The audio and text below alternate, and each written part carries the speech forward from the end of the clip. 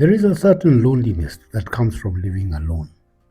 But there is another kind of loneliness, a deeper kind, a more painful kind.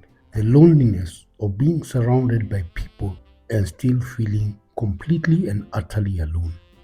You sit at the dinner table with your family. You laugh with your friends. You go to work every day.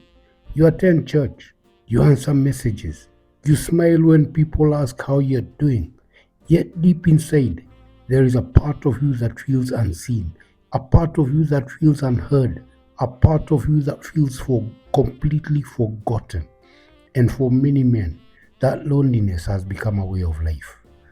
Today, I want to talk about that loneliness that is affecting thousands of Kenyan men. It's a struggle that rarely ever makes headlines. Yet it is a struggle that is destroying marriages, it is fueling addiction, it is damaging mental health, and sometimes it's even costing us men's lives. It's the loneliness of carrying all of life's burdens all by yourself when maybe you don't necessarily need to.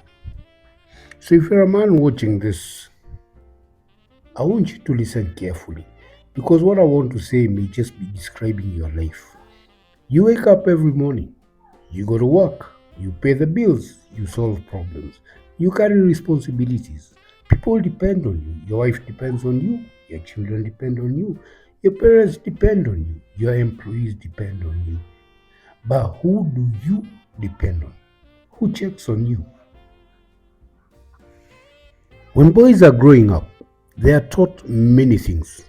Among them, be strong, be tough, don't cry, handle your problems, come on, be a man. But over time, this creates something dangerous. Men learn to hide. Men learn how to hide their fears. Men learn how to hide their disappointments. Men learn how to hide their struggles. They learn how to hide their pain.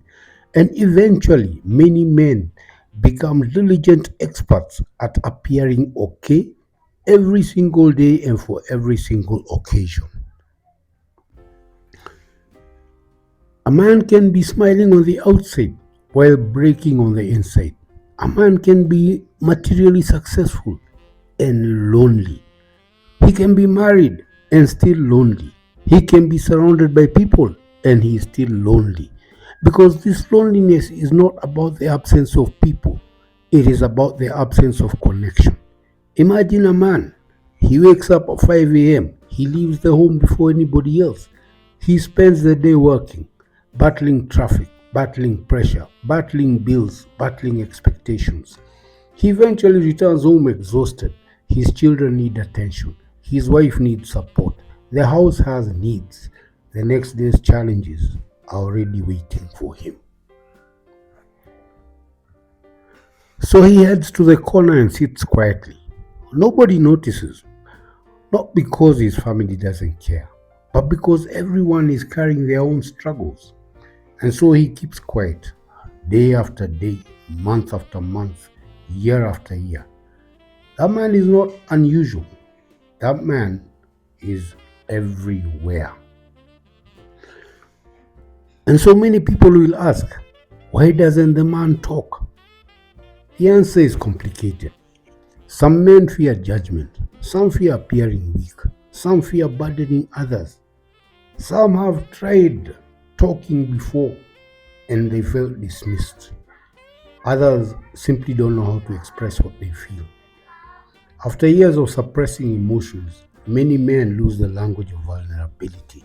They know how to discuss football, politics, business, cars, but they do not know how to say, I am struggling, I am overwhelmed, I feel lonely, I need help.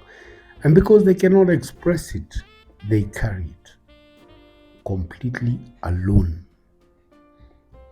And this loneliness changes people. It changes how they think, how they feel, how they relate to others. Sometimes the loneliness becomes anger, sometimes it becomes withdrawal, sometimes it becomes addiction, and sometimes it may become depression. A man who feels alone may begin to avoid friends.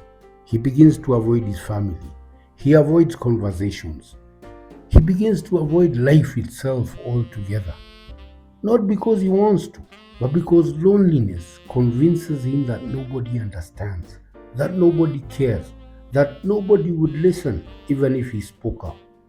And that is where the danger begins, because loneliness grows in silence.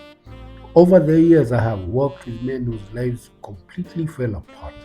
Men who lost their families, men who lost businesses, men who lost homes, men who ended up on the streets.